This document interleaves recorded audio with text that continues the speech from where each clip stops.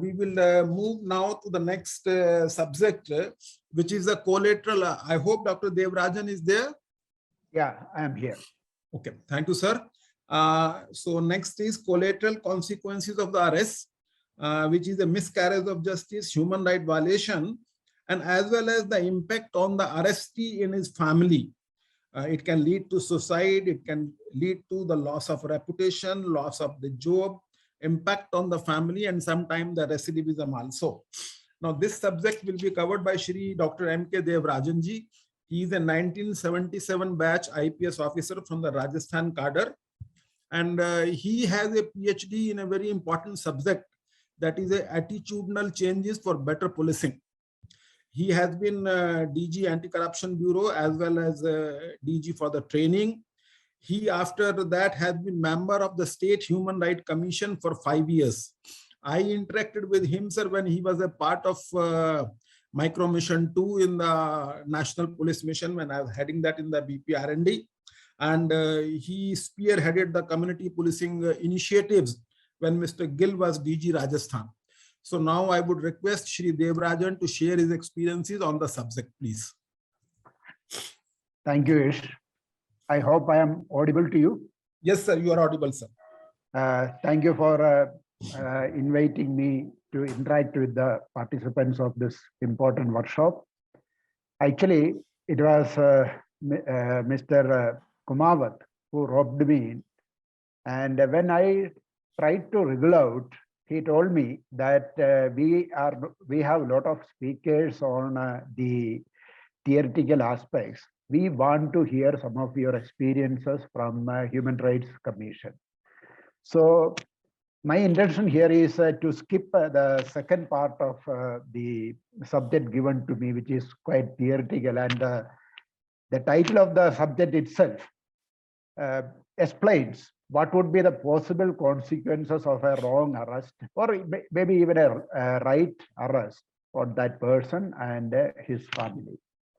I would narrate two, or if time permits, three cases I handled in the Human Rights Commission to take the subject forward from Mr. Kuldeep Sharma, who was speaking on the theme when the police arrests are influenced by the media or the politicians.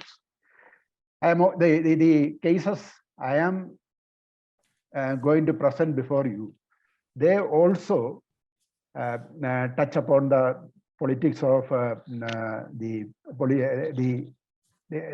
arrest due to the interests of politicians involved, or the self-interest of police officers. The first case, it happened in Ajmer district of Rajasthan. See, I have been a part of Rajasthan police for 35 years, and one had an insider's view for long. And it so happens that it is possible that, as the saying goes, sometimes you are not able to see what is happening under your nose. But my ex-colleagues tell me that things have been deteriorating quite fast over the years. Rajasthan, we used to pride in the fact that though we were subject to all malpractices which ails the police all over India, the degree to which we can go was much lesser than some of the neighboring police forces. But things are have changed, and we have also shown that how much extent we can stoop down. The first case was in Kishangarh town, the marble town of Kishangarh. It was a murder case. There was one son and his father in his, it was a hot summer night. They were sleeping in their chowk. The other family members had gone. And it was known in the mohalla that there was a property transaction in the house, and some people expected that there might be a lot of money, and they also knew that only two family members are available.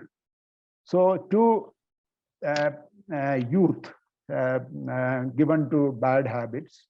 One happened to be the son of a politician, no important politician, a ward member of the local municipality, but she was connected to the local MLA, who in turn was connected to some senior officer in the police headquarters. That might be the reason for the miscarriage of justice what happened in this case. So what happened was that these people from the scene of occurrence around 200 meters away, they had a small room where they used to sit, play cards and drink. They were that evening drinking, and in the midnight, they climbed the walls and went into the chowk. The father and son were sleeping in the chowk. They tried to overpower them. There was a scuffle, and these people stabbed the son. But the son was also able to injure one of the accused. So because of the unexpected scuffle, they made a quick escape. And every evidence pointed out to these two people. The blood trail of the injured led to the room where they were. The weapon was abandoned on the way in a drain. It was recovered from there. The next day, the dog squad also, from the scene of crime, it went to that place. And in the Mohalla, everybody knew that the crime was committed by these two people. Their reputation also was like that. Next day, it so happened that these people, the injured was taken by his friend to a hospital in Jaipur, a private hospital where he was admitted. He was undergoing treatment there. Another person from the same Mohalla with his sister happened to visit the hospital for a sister's treatment. And they were spotted there, and he informed the local police also. And the injured person, without taking a discharge, he disappeared from there and went to Gujarat. So the SHO somehow wanted to save these people. He had a stroke of luck. What happened was, 4 Bengali laborers who had gone to Bengal, they were working in Mount Abu, a stone crusher in Mount Abu. They had gone to Bengal and they were returning by a night train. They were passing through Kishangarh. So one of the labor, he didn't get enough sleep. He went and sat at the door of the bogie and he fell down. And he was admitted in the local government hospital in an injured condition. And when the SHO went to get the postmortem of the deceased done next day, so he naturally put 2 and 2 together and come out with a fantastic result. So this person was arrested. The Bengali labor was arrested in the case.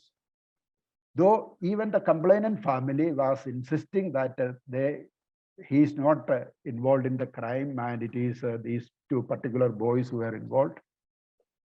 And his friends from Ajmer onwards, Ajmer is just less than half an hour, they detected his absence and they started searching the whole train.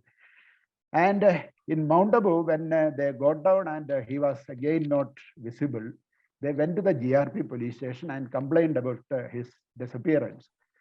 And as usual, the SHO said that you people go and search for him, and if you are not able to find him out, then come back to us after a few days. So these people went and reported the matter to the owner of the stone crusher, and he also sent these people again to search. There was no result.